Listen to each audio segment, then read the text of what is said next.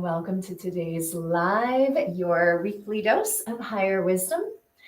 Today, we are diving deep into the rejection wound because a lot of people right now are plowing through healing all the ways in which they reject themselves, their higher self.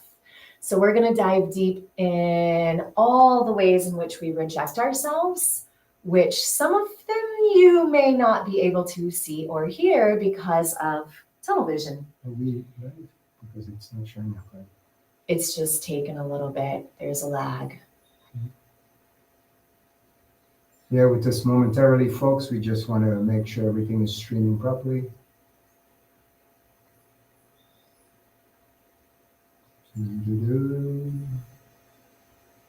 Yeah, it's taken a little bit. Let me just double check here.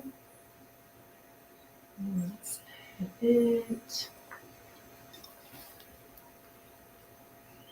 Control V.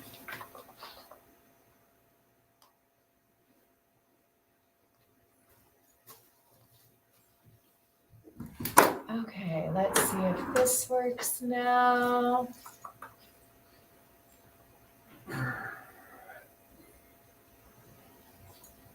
We're just waiting to go live on Instagram. Having a little bit of tech difficulties. As if always. not, we may just not go live on Instagram, and because it's not, for whatever reason, connecting. All right, so with that being said, let's just go ahead and dive in. So how do we know how many people are on? Or... We don't, because we're not on Instagram, so it's all good. Sorry, everybody. Instagram decided not to work for us today. So now we're going to get started. As always, if you get triggered during this live, please know that triggers are opportunities for healing, especially because we are talking about a wound. We are most likely going to trigger you because if that wound is there in your body, when we say something that pokes it, it's going to cause it to rise to the surface. So you're going to feel a little bit of like, ooh, or an emotion may arise, or fear may show up, or judgment, denial, defense systems, the desire to want to run and hide. So just meet all of those different feelings and sensations and emotions that show up because they are clues into your rejection wound. Now, anything to add real quick before we dive deep into the rejection wound? Nope.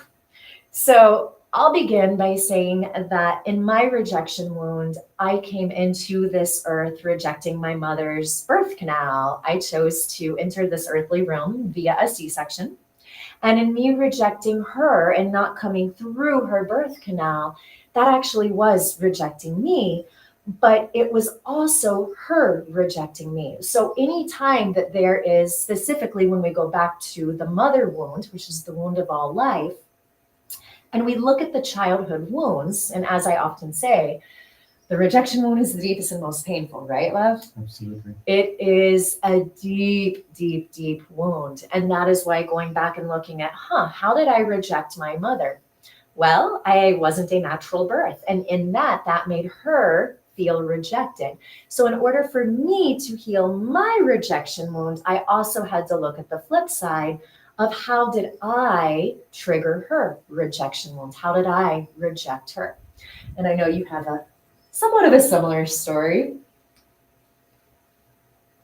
It's just rejecting my mother's milk. Well, because she tried to reject you while in her womb. Yep. So that was that karmic loop of, okay, she's rejecting me. She doesn't want to give birth to me. Then I'm going to reject her milk to make her feel rejected. So this rejection wound, when we reject ourselves, we are going to create experiences in which others reject us to trigger the pain of all the ways in which we reject ourselves anyway. So a few questions that some people have shared with us that we will definitely address in today's portal of rejection. The first one is, I would love to learn how to stop resisting emotions and experiences. And that is a beautiful question. Just the other day in Womb Kriya's, a sister met that feeling of these emotions showing up and wanting to resist them, reject them, push them down, run from them. And then she realized, no, I can't do that. That's why I'm here, to allow these emotions to show up. So why do we resist emotions? So I've got a different spin on it. Well, we don't resist emotions. We like emotions if they're good emotions. If they're fun emotions, if they're emotions of love and laughter and joy and happiness, we don't resist those. So we don't, saying that we resist emotions is a rather broad brush to paint. It's the negative emotions, it's the low vibration emotions, it's the emotions that make us look at ourselves. They may not be necessarily negative, but it forces us to take a hard look of ourselves. We don't want to see those. We are in an aversion to anything that's uncomfortable. We only want everything that is comfortable. So we reject any emotion that puts us out of our comfort zone. Which brings me to the next question then. So if we are resisting those uncomfortable emotions, but we don't resist and reject the feel good, quote unquote, positive emotions, then how can we truly feel those feel good, positive emotions when they're buried underneath all of the uncomfortable emotions that we reject and resist and don't want to feel, don't want to look at, don't want to process or transmute? Well, the reality of it, and it's just like love. We'd all love to be able to say, well, I don't want to deal with hate. I only want love. Spiritual bypassing, love and light. They're opposite ends of the same coin. You can't have one without the other. There's no darkness without light. There's no light without darkness. You have to have an opposite effect. You have to embrace both. So when we are rejecting all emotions that is not fun or pleasurable or brings us joy or happiness, we're really rejecting. We can't choose one or the other. We can't go through life. It's just like you and me. We try to live our life at the highest vibrancy. That's why I'm out fixing the bikes, because the weather is warm and we can go enjoy ourselves. But we can't reject the bad, quote unquote bad, duality. As soon as we start talking about good and bad, that's a whole different conversation. But we can't reject the feelings of anger or frustration. So I'm changing the bike tire. Yes, I would like to be able to get to change it and be happy, happy, joy, joy. But when I'm putting the stuff and it's flipping out on me and I'm lost the tool and it's gone flying, I can't just go, I'm just going to be happy changing the bike tire. I have to deal with the frustration as well. And as you and I always talk, self-mastery is not just about mastering the mind and the body. Self-mastery is mastering the emotion. So there is a difference between, in my eyes at least, there's a difference between not wanting to deal with them, resisting them, and controlling them. And like we always say, there's a third level of not just controlling them, but actually transmuting them so they're no longer there. Because if we just control and tame them, we're not actually transmuting them. We're trying to control them and keep them in a box so we only feel a little bit, because people are control freaks. What I was going to say was this. You and I have had many, many conversations about this, about when Lucy and Buckwheat show up. Our names for our trauma selves. So we know that what's going on right now between the planets lining up for the solar eclipse, between the solar storms that are coming in, we are aware that there is a lot of emotions that's going to be stirred up in people. Low vibration emotions along with high vibration emotions. So whatever emotion becomes your default emotion, you're going to be feeling that a lot. So whether that's, if you're always in the poor me, gloom and doom, nothing good's happened to me, guess what happens? When these energies are now entering the planet, that feeling, if that's your major default emotion, is going to be magnified. So how do we control it? We don't control it by saying, oh, we don't want to see it. I don't want to see it. I just want it to be in the good. It doesn't work that way. We have to at least acknowledge it. Hello, nice to see you. check into our body and go, ooh, do I like this feeling of poor me, I'm not good enough, I don't have enough, I'm not attractive, I'm not tall enough, I'm not thin enough, I'm not, whatever the enough bullshit is, or not loved enough, not heard, not seen. We have to see it. Hello, nice, good to see you. And now I take it into practice. I feel where I feel it in my body. And I spend just however much time, because like you and I've always discussed, any trauma that occurs only lasts 90 seconds. It's what it lasts, 90 seconds. Science proves this. How long we stay in that trauma is entirely up to us. So I think when people are asking about resisting, they got to be clear. There is no resistance, like they say in Star Trek. Resistance is futile. You cannot resist these low emotions, these low frequencies. You can recognize them. Well, there's the flight response, which is avoidance, which is resistance. And resistance is desire camouflaged by fear. So if you're resisting emotions, you're actually desiring to feel them, but that desire is camouflaged with a lot of fear. And it goes back to somatophobia, because people were never taught how to really, quote unquote, feel emotions, express emotions, manage emotions, control emotions, let alone transmute emotions. Because where I was going with the whole controlling of emotions, people can take that because we're a society that is control freaks, because we don't have control over our mind and body.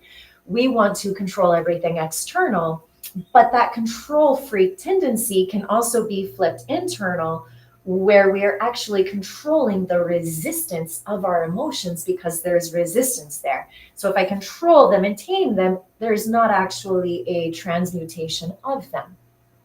And that's a fine line to dance on, just as with anything along this self-mastery journey. There's a lot of fine lines.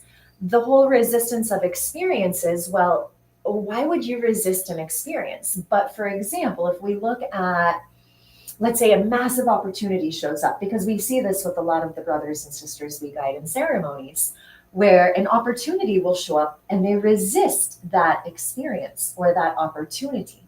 And it all comes back to fear. Because if they were to show up and say yes to that experience or opportunity, it's going to take back power from their ego, and the ego doesn't want to lose power and control over them. So in holding on to your trauma self, those emotions, the resistance of an experience that will actually contribute to the healing of those emotions and experiences, or emotions and traumas, it's actually rejecting our higher self.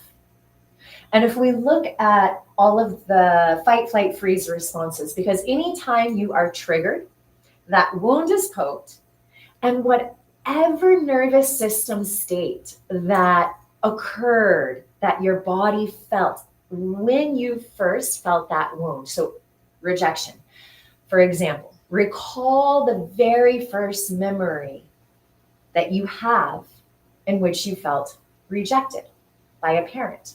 For example, let's go down the mother wound portal. And when you recall that very first memory of rejection, what does it make you feel? Does it make you feel like you want to become defensive, where you want to fight, you get angry, there's a lot of frustration and rage that shows up?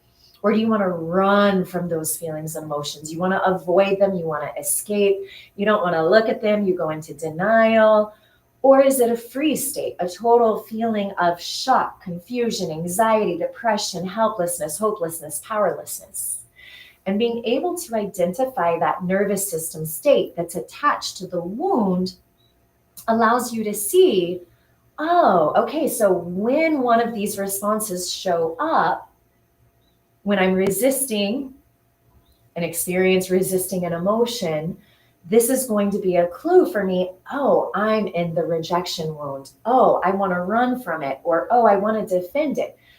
And all three of those nervous system states. So when we stay in a fight response, let's say we get triggered and we just fight, and never come out of the fight response, that is actually a form of self-rejection, because we're rejecting our higher self, fighting for our lower state of consciousness, trauma self. Well, and again, I'll bring back our life and put this into perspective. Like you and I always discuss, when Lucy shows up, you actually fight for Lucy to be expressed and to be heard and to be seen and to stay for a while. Right? And when we're like, hey, okay, recognize Lucy, she's here. How does she feel? I don't know, not that good. Okay. Where in your body do you feel it? And like you say, when was the first time I experienced this version of Lucy? Was it by a rejection from a family member, a sibling, a friend? Where did I feel this? And is my partner rejecting me, or is this a trigger that my partner just triggered in me that caused this rejection to show up? Well, and anytime there is especially in relationships, because we're talking about our relationship, I know that every time you trigger Lucy, which is my trauma self, you're just triggering a deep ancestral wound that I came here to heal, that I chose you to be my partner to trigger within me so I could heal it, not just for me, but my ancestors, and vice versa. In relationships, you created me, so your partner created you, and you trigger within your partner all of those ancestral wounds that you signed up to heal, not just for you, but your ancestors. Because no different than your rejection wounds, when I trigger that within you and buckwheat comes out, you're not just healing it for you. I'm not the cause of your pain, just as you're not the cause of my pain. But we signed up to trigger it for one another because that's what we came here to heal. And that's the hardest part for couples, especially, to be able to navigate these deepest wounds that get triggered in relationships. And again, I'll go back to use us as an example. You're in the middle of your sacred secretion. And when the wound shows up, and we expect that triggers are going to show up just before or during the sacred secretion. So you know that this is something major that you have the opportunity to heal during your sacred secretion. If we don't have a strong Shiva, a strong masculine, then how do we navigate when we are triggered?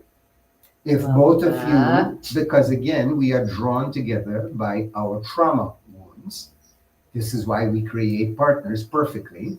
So if I am not in a space to have that strong Shiva, to hold that, oh, Lucy's here, Buckwheat wants to come out and say hello, and I got to put Buckwheat back in the box and go, listen, this is not your dance. Let Lucy dance. You stay right where you are. So it's not me forcing Buckwheat back. It's just me having a strong enough masculine container to go, you're not coming out to play with her today.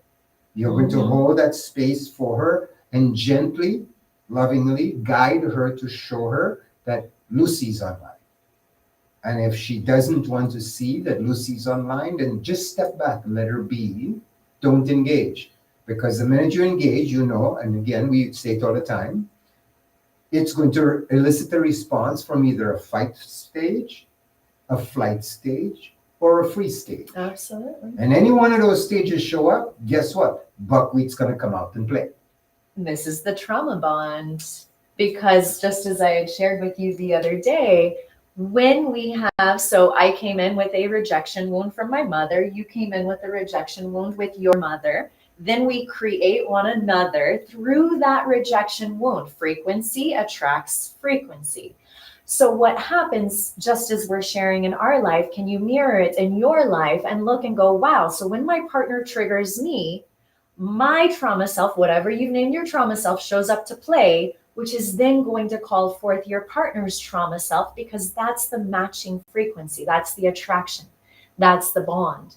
And that is where both of you individually have to go in and look and go, okay, so what is the root of this wound that my partner is triggering in me and that I'm triggering in my partner? Because that's how you get to the root of it and how you truly alchemize that trauma bond into a soul bond. Absolutely. So moving on to the next question, I'd like to know how to heal it, disarm it, in order to feel comfortable making friends. And this is a very interesting one, because just the whole concept of ships, whether it's an intimate relationship, whether it's a business partnership, a friendship, a family ship, whatever kind of ship it is, you are going to create people in your reality who trigger exactly what your soul came here to heal. So if you struggle making friends, that just mirrors that you struggle being friends with your higher self, with your inner child. So we're not able to be in relationship with ourselves, which is then mirrored in an inability to be in any kind of ship with other people. And I know you tapped into the friendship wounds the other day where you were looking at all these people and you're like, it's not really the brother wound or the sister wound or this, it's like the friendship wound. And so one of the things for me, to answer that question, I never struggled with things like that. And I'll tell you why I never struggled with things like that. And you said it. I've always been comfortable with me. I like me. I like spending time with me. For 7 years after my first divorce, I lived single by choice. Nobody was allowed to stay in my house for more than 24 hours. By choice, I loved the freedom of being by myself. Sitting in my house by myself, cooking by myself, cleaning by myself. I didn't struggle for contact. So, but when I go out, I know that I love people. I love learning about people. And that's why I've always told you, growing up in the Caribbean, we didn't know anything about strangers. To us, a stranger is a friend that you haven't made yet. That's all it is. So when you meet a stranger, and this whole concept of developing friends and fearing the rejection of someone that you would like to be friends with or that you're talking to and the person rejects your friendship, it really comes back to what is it in me that I'm rejecting? Absolutely. Because for me, when like I traveled to 20 years in corporate America, traveling all over North America and all over the Caribbean, and I made friends, the person who sat next to me on the plane, the person who sat next to me at the bar while I was having lunch, the person that rented the car for me, or wherever I go, I was made friends. I still have friends. I haven't worked in the industry in over 10 years, and people still reach out to me who I just did business with. Mm-hmm. So for me, it was simply this, and this is how I owned me, and maybe this will answer that question for that person. Own who you are. Know who you are. What do you have to offer? If I want to be friends with you, then I can't just look at what you offer me for friendship. I have to be, what do I offer you for friendship? And if I own who I am, my knowledge, my personality, my sense of humor, my drive and ambition, whatever that is, if I approach you from a place of friendship and you don't want it, I still have that. I own that. I have to look at you now in my mind and say, you're not deserving of my friendship because you can't recognize what I bring to the table. And the person still contributes a trigger to look Absolutely. at, okay, so where am I Absolutely. rejecting a part of me or can't receive this friend or family member, Or whoever whoever it is. And even again, going back into my case, I have friends who I've known since the time I was 17. Friends that I have moved heaven and earth to help them stand on their feet. And today they want nothing to do with me, although we've never exchanged words. What life has happened. They've gone on and had families and careers, and I've gone on and traveled the world and had careers and everything else, and been married a couple of times. Never had the family portion. But even in trying to rekindle that friendship, it's the rejection of I don't really want to be friends with you anymore. And I look at it from a perspective of, okay, so we were friends once. We have grown separately. So we are not at the same frequency anymore. So I don't take it personally that you don't want to be friends or be close with me or exchange, hey, what's going on in your life? Here is mine. I take it as the simple fact that we are not at the same place, and I can't hold on to those old friendship of where I used to be. Absolutely. And expect them to be here. It's the same thing with family. You mentioned family members. I look at the fact that all my nephews and nieces have rejected me. And what's interesting is I have played a very, very crucial role in most of their lives, whether they recognize it or not. Some of them more so than others, but every single one of them, I played a crucial role in them as they were growing up. now that they're in their 30s and 40s, and some of them are married and have children and everything else. And I used to be an inspiration for them. Now they don't even want to communicate. So I have had to. Oh, you've triggered them a lot. That's what I have to. I have come to the realization that this is who I am. I am going to trigger you to be the best version of you. And if you just want to stay comfortable and not want to be pushed out of your comfort zone and want nothing to do with me, look, you're a good example. You sent out, because I know I have triggered my nephews, 2 of them that I was close to. So you took it upon yourself as a last minute effort and says, let me reach out to them. And since what we're offering the world is working, we're seeing with the people who are committed to their higher self, what we have birthed is working. And it's working. We took it for granted that it was working for us, but we figured, okay, well, maybe we're prejudiced. Let's hand it out to the world. So we're seeing it working. So you took it upon yourself to say, let me at least reach out. I have a relationship with these nephews of yours. They're around my age. Let me reach out. And they still look at all my Instagram stories, and I'm like, they're still hanging on. There's something there. So let me just reach out. I know they consume cannabis. Let me introduce my book. They will not even respond. So it's just like, okay. Well, and that's the fine line with the rejection wound. And I just want to backtrack to something that you said to answer this question. I know who many of you are probably sitting there going, yeah, but how the fuck do I just own me? Because you told me that for years. And I got so frustrated with you because I'm like, but babe, how? How when there's a limitation, a misalignment, there's something here that I just can't go from whatever state of consciousness I was in to, woo, okay, I'm confident I can own me, because then it's faking it till you make it. And that's the society we live in. And that's what I rejected all these years, as I found my path to truly and authentically owning me. Because for me, it wasn't as just, like the whole affirmations, look in the mirror and I'm happy, I'm confident, I'm beautiful. I knew from 2005 when those came out, I'm like, that shit doesn't work, because there's a disconnect, there's a misalignment. How can I stand there and own who I am when my frequency, the underlying frequency, is different? How can I tell myself I love myself when I have all this shame and self-judgment underlying it? Then you don't really love yourself. Well, this is where I'm going with the affirmations. They don't work. We can't fake it till you make it. So when he says, just own who you are, that's not going to just magically fix whatever rejection wound you are feeling.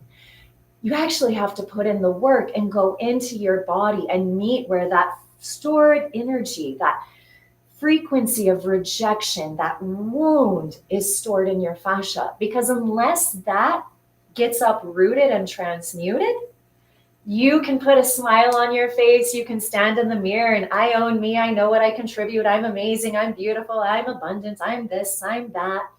But you're saying that, and in your subconscious and unconscious mind, where the stories of rejection are stored, they're going to come out and resist that and go, yeah, but what about this? Yeah, but look at all this self-judgment. Yeah, but. So you're going to be in this constant state of internal turmoil or conflict, and you're never going to feel like you get anywhere, which is why I did so many different modalities to only realize this doesn't work, that doesn't work. I feel like a fake doing this. There's something deeper here that I have to get to truly own me.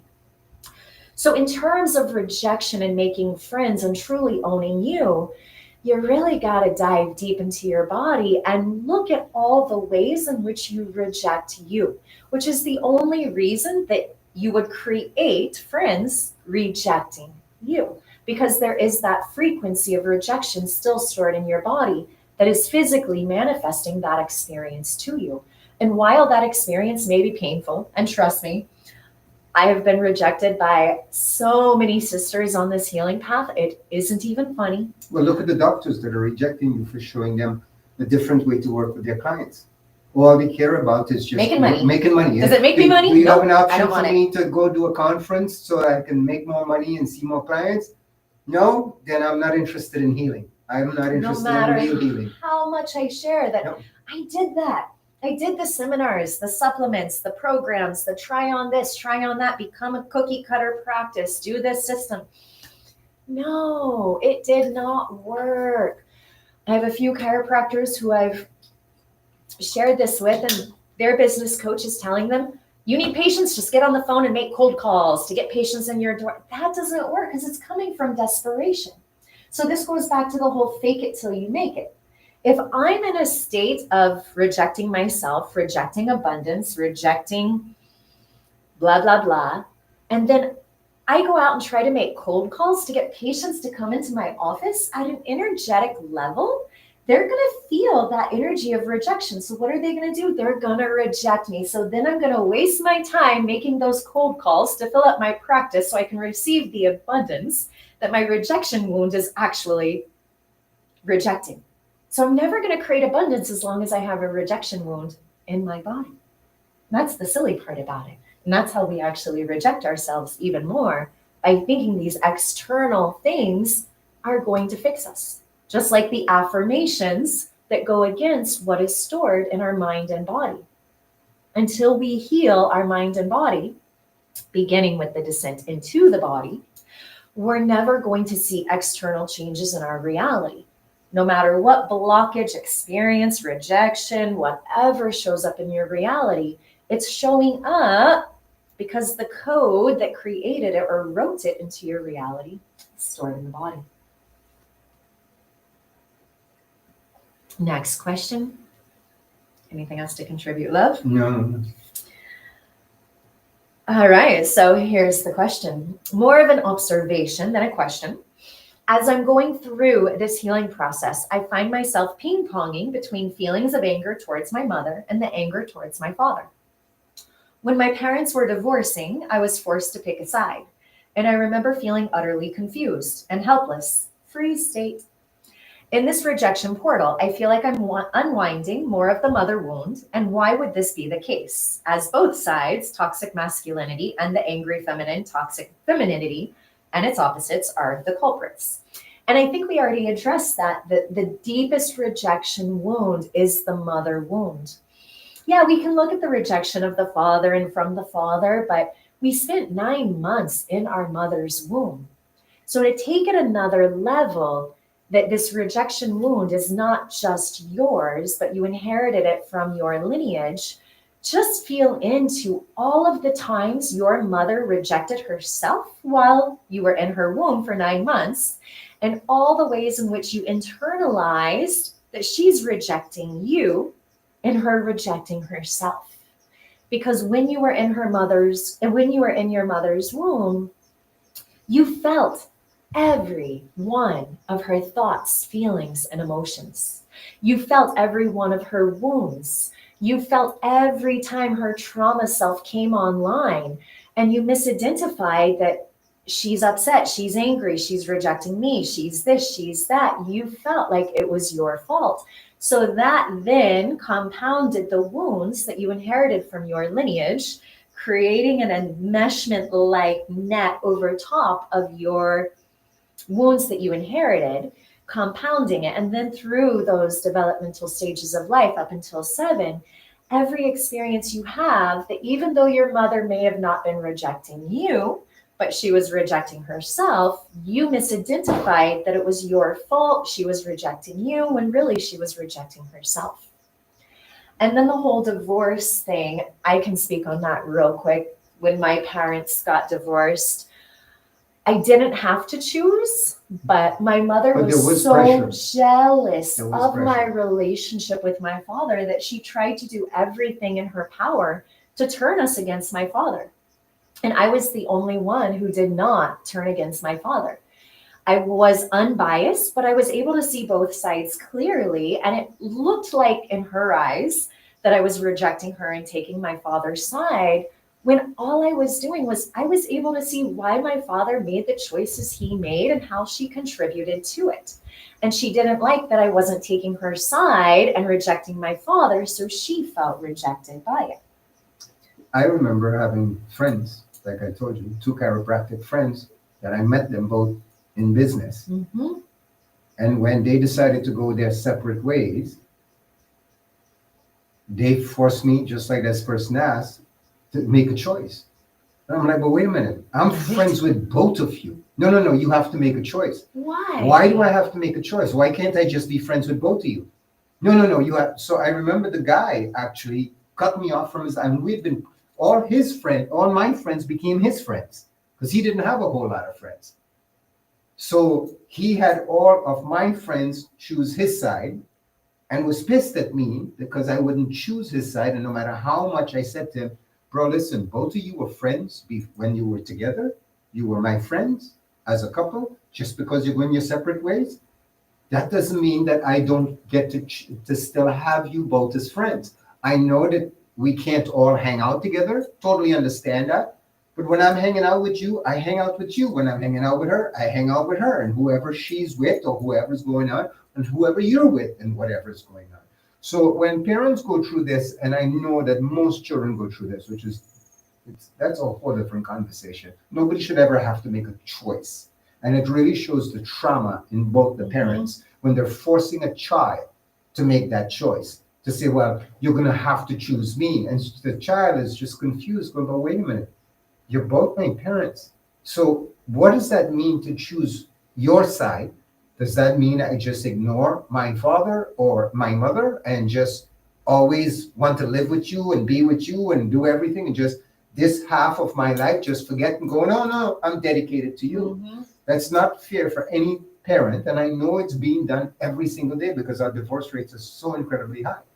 Well, and that's exactly what I saw with my mother. It was, I'm rejecting my husband, so my children, you guys should reject him too, because Absolutely. I want you to be on my side, to be happy with me, just like the pattern she inherited from my grandmother, who is, I'm going to destroy everyone around me, but I want all the women on my side, and we're going to live happily together. I mean, she wanted my mother, me, my sister, my brother to all live together. That would have made her so happy, like the Brady Bunch, but without the men, because they rejected the men of my maternal lineage. They were the ultimate emasculators. And in rejecting their masculine counterpart, they ended up rejecting their inner masculine. And look, now they're living angry, miserable, can't create another masculine partner. So in them rejecting their external partner, which they thought they were doing without seeing, they were rejecting their inner masculine. Now, because of their rejection of their inner masculine, they can't create another external masculine. So before we move on from that topic, the rejection and the divorce piece, that piece is going to play more and more of an important role.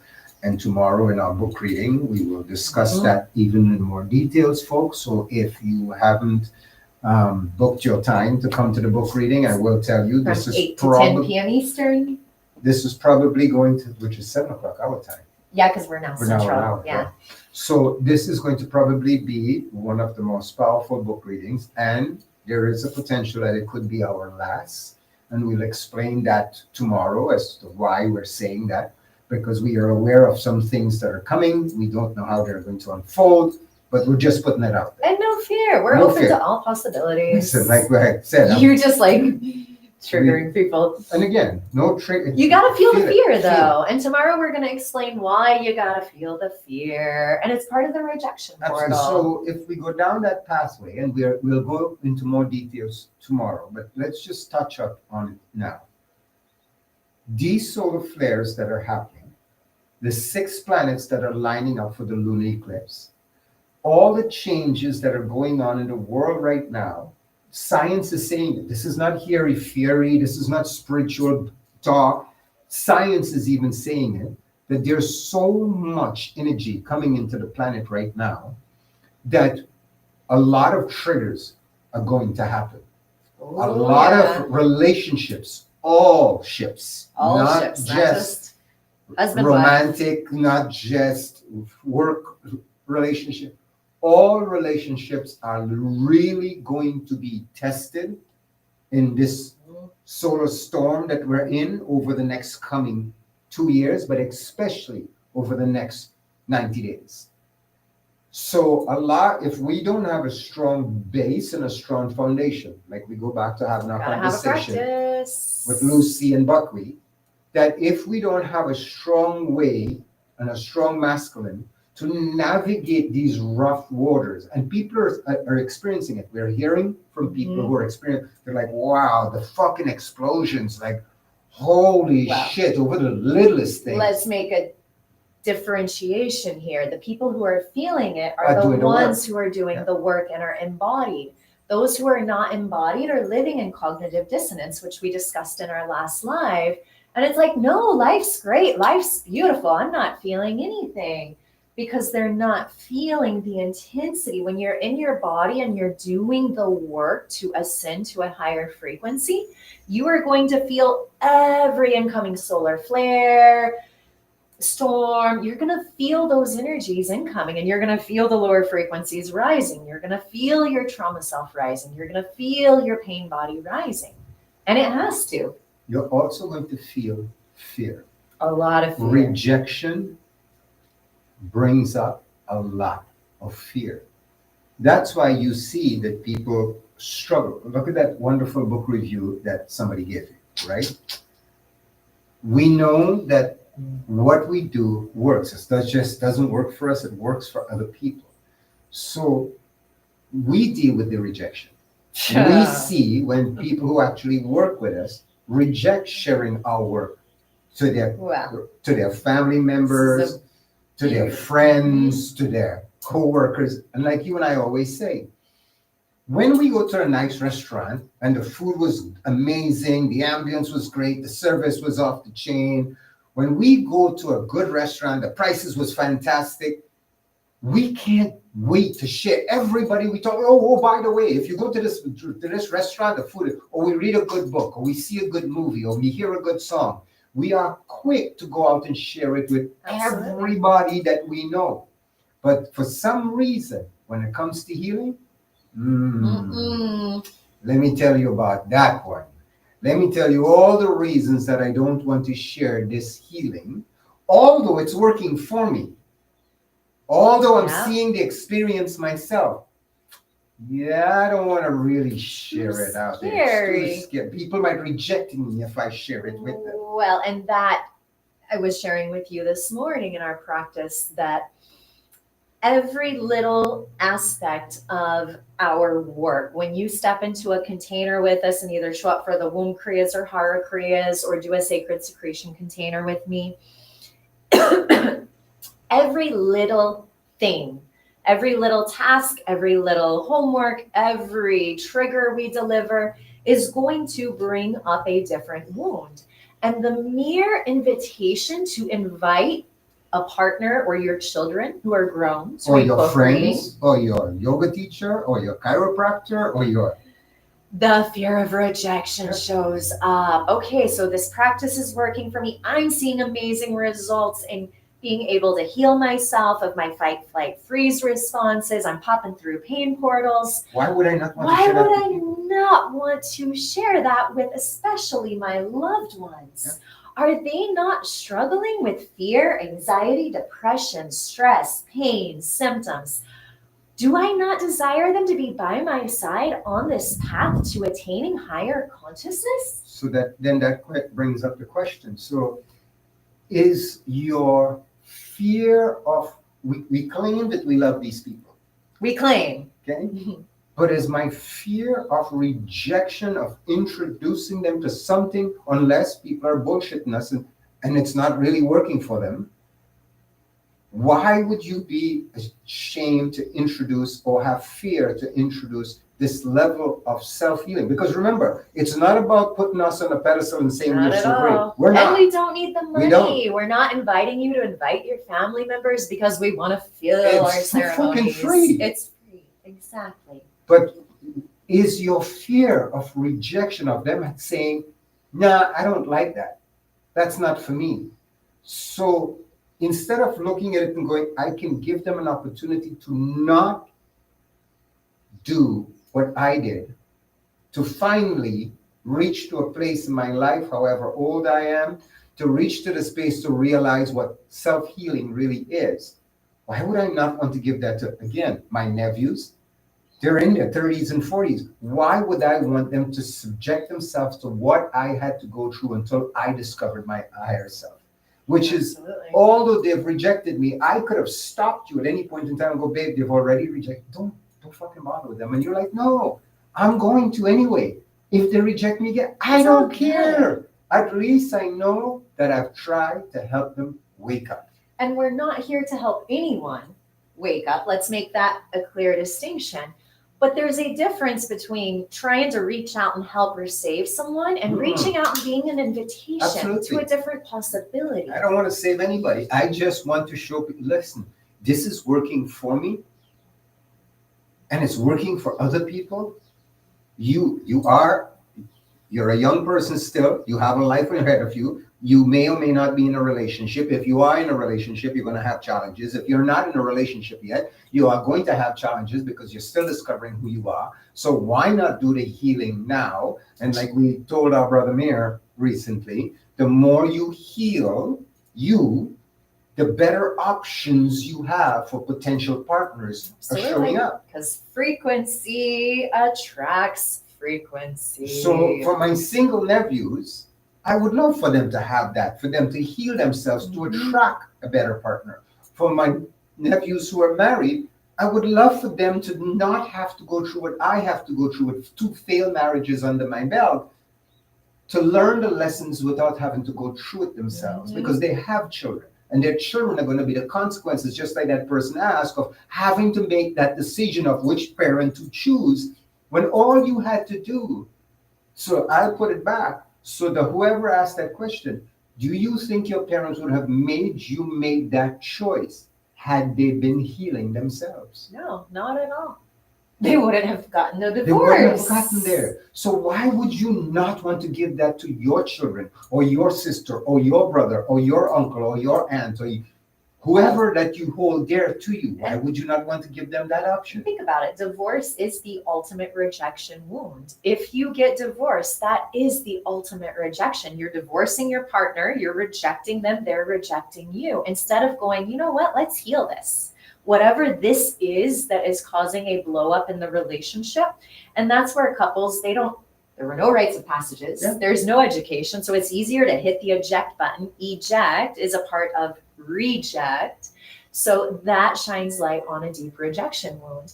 So if your parents did get divorced, there's a portal there for you to go down, because that wound is going to show up in your relationship, and you may have already been divorced. You still got to go reconcile and heal that and look at where your internal feminine and masculine are divorced.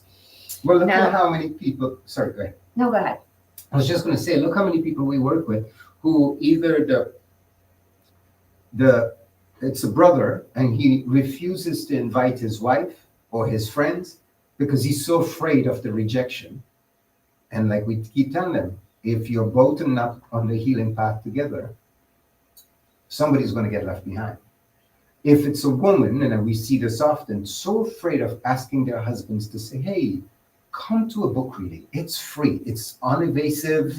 You get to relax. You get to enjoy a different experience. It's a full-blown psychedelic experience. But so afraid of the rejection that if I offer it to them and they say no, so what if they say no? Okay, so I'll come back and do it by myself. But we have seen this many times, love, where their partner does show up and the partner gets triggered and runs, which causes them to run from the healing. So they're afraid. Rejecting the healing. They're afraid if the partner shows up and rejects the healing, it's just a matter of time before they reject the healing. So they're going to follow down that pathway because they don't feel strong enough to maintain the healing path without a partner on the same healing path. But what's funny regarding that is this. So whether you invite your loved one or not, it's just the way things are. The more you heal, the more you change your frequency. The more you change your frequency, the less you are going to be at the level of your partner or loved one, because you keep increasing your frequency and they stay right where they are. Which ties into fear of losing the partner. Which so they're going to do so anyway, as long as you keep. The only way not to lose the partner is to reject the healing path that you're on, or to your partner, your loved one, whoever it is is to reject the healing path and go back to sleep to where they are and go back into that wound bond again and just keep going through life, poking each other and just getting by with superficial healing as opposed to doing real work. But as we always say, when one partner is on the healing journey and the other isn't, it's only a matter of time before the one who is healing gives up because they don't want to physically lose. They know they're going to have to lose their partner because you can't keep rising in frequency with a partner who's still in a low frequency. It's just going to be a clish clash. Like it's not, you're not going to feel alignment. The attraction is going to feel different. You're going to fight for everything. Everything is going to feel different. But it's not just the partner, it's any family member. It is. It's anybody who's close to you emotionally. You're going to lose them no matter what. No matter what. No matter what. Unless you go into your body and you heal the fear of loss, and then you realize, okay, you know what? I can't really lose them. They're at a different frequency than I am. It is what it is. At the end of the day, you haven't really lost them. You may not be able to connect physically anymore, but you haven't really lost them. Now, before you get started, I want to share one other thing real quick about the tunnel vision and how I reflected this to a sister the other day, because most people haven't been able to see this, that when you do healing, you pass healing back to your ancestors, correct? Beginning with it flowing back to your parents and then back to your grandparents, so on and so on. And then your healing gets passed forward to your children. Now, if you have grown children and you're not inviting them to join this healing journey with you, then you are actually, out of fear of rejection from them, you're actually rejecting yourself. Because if you could get over the fear of being rejected by them and invite them, and let's say they do show up and they do start healing, guess what? Their healing now flows back to their ancestors, which is you being the very first ancestor, which is actually going to catapult your healing to the next level. You gotta laugh for that. The fear of rejection is actually creating rejection. So by holding on to the fear of my children may reject me, or my nephew, you are rejecting yourself already. My partner may reject me, but you're already rejecting yourself because that trauma bond could be alchemized, but you are rejecting the alchemization process of that trauma bond by being afraid to invite your partner due to fear of rejection. Mm-hmm. So it's a double-edged sword. Well, I'm afraid to be rejected. Meanwhile, while you're saying I'm afraid to be rejected from someone external, you're already rejecting yourself. That's why the fear is there. Like it's a no-brainer. No, it's funny. It really is, because the thing that we fear most, this whole concept of rejection, we create it just by rejecting and being, and I can only say it's embarrassment. Why else, if you're doing a healing work and it's working for you, why would you not tell your friends, your family, everybody, because like this stuff is working? Well, there's shame because it's called Womb Kriyas or Hara Kriyas. There's cannabis and it's intense, and Shelley and Kumar, they're really good at triggering people. So we can't bring our loved ones because we know they're going to get triggered and they may run because it's going to be too much. Can't bring my friends. Can't bring, Meanwhile, forgetting that triggers are name of the game, they're healing opportunities. Remembering that if you're on this path, imbibing cannabis sacredly, and you're still holding on to shame, then how sacred is your relationship with cannabis? Absolutely. If there's still shame and embarrassment there. Or bypassing it and claiming that, oh no, I've got a sacred relationship with her. I can smoke her at a concert with drunk people all around me, and it's sacred. It's sacred. There's a lot of spiritual bypassing, and this rejection portal is really a rejection of our sacredness. No one is free of the rejection wound. We all have a rejection wound. There's no shame in having a rejection wound.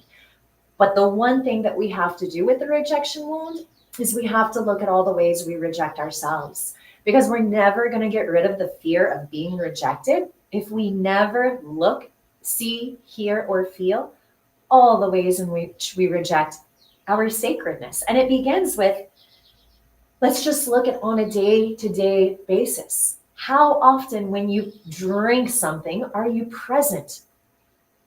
That you stop and you do the restructuring and the recalibration ritual. Are you doing that every time you put something in your mouth? Or are you going through life on automatic pilot mode and only in ceremony do you do that ritual? That's a way of rejecting ourselves. Another way is self-judgment, defending our trauma self, denial, avoidance, escapism, addictions, coping mechanisms, anything to numb our body, anything to numb our feelings and our emotions, anything to keep and hang on to our trauma self is a rejection of our higher self. You know, Brother Mayor. Thank you, Brother Mayor. Thank you, Brother Mayor. But there is this fear of feeling ourself, this fear, and I hear it in my sisterhood all the time, that anything that is foreign, any feeling that is foreign, even if it's the feeling of your higher self, because it's foreign, because it's uncomfortable, because it's a new feeling, because it feels intense and overwhelming. Oh, no, oh my God, I'm so afraid to feel that. Oh, it's overwhelming. But that's your higher self. But no, I don't want to feel that. I like what I'm feeling over here in my comfort zone. But that's your trauma self. But I'm okay with my trauma self because my trauma self is what I know. And it's comfortable. And it's very comfortable. So giving our power to fear, again, that fear of rejection, the moment you give your power to that fear of rejection, you're already rejecting yourself. The moment you give power to fear of feeling your higher self, feeling everything vibrating, feeling the intensity of your Shakti, you're already rejecting your higher self. Another trauma response that oftentimes we receive a lot is projection. And it's when we are holding someone accountable to see, feel, hear themselves, they immediately want to project their shit onto us. And that in itself is rejection, rejecting of the accountability, rejecting seeing themselves, rejecting hearing themselves, rejecting feeling themselves. And like we always say, our work is not just about imbibing cannabis in a conscious way. Our work is not just the kriyas. The essence of our work is the accountability. That is the huge healing portion. It's amazing how people reject the accountability. And the accountability is the masculine portion. So they are rejecting their inner masculine, which ties into the final question, which is there anything to do differently if the rejection is related to a mother wound, father wound, brother wound, or sister wound? The only thing I'll say about that is that each of those wounds mirrors which aspect within you you're rejecting. So a mother wound and a sister wound is going to mirror to you the ways in which you reject your inner feminine, your body, your Shakti or life force. And a brother wound or a father wound is all the ways in which you reject your inner masculine, your mind, your container. So not the egoic mind, no, not the trauma mind. The higher divine mind, the Shiva who comes into the body. For example, in a breath hold in one of our ceremonies, if you cannot hold your breath and you give into fear, you've just rejected your higher self that's on the other side of that breath hold. If you're able to conquer the fear, which the fear arises from your trauma self. Any final thoughts, feelings, emotions, love? Except that tomorrow will be powerful. So we will encourage whoever is watching this, if you can make the time tomorrow, bring your friends, bring your loved ones, because we don't know what we don't know. But we will share with you tomorrow why we think tomorrow is so powerful. On top of that too, it's the blood moon tonight. So that energy is going to be... It's a lunar eclipse, full moon. So we're going to try and stay up tonight to watch it because this has never happened before where you're supposed to see the moon red when it's eclipsed. So that's going to be interesting. Well, we shall see. So if you can carve out 2 hours of your time tomorrow, consider it a cannabis rite of passage. 8 p.m. Eastern. 8 to 10 p.m. Eastern. All you need is a yoga mat, water, a little bit of cannabis, a Bluetooth speaker, some pillows and blankets. And if you have friends and family, invite them. Make it into a group thing. Like you really, if you think about what you're inviting your friends and family to, is really a deep meditation. That's it. Like that's about the most non-intrusive entry level into what we do. And if you can't invite your friends and your family or your partner to that, I don't know what you can. Great question. So thank you all for joining us today. Sorry about the Instagram thing. Technology, it is what it is. We will see you tomorrow, though, from 8 to 10 p.m. Eastern. And if you have any questions, please do not hesitate to reach out. Have a beautiful day. Thank you, guys.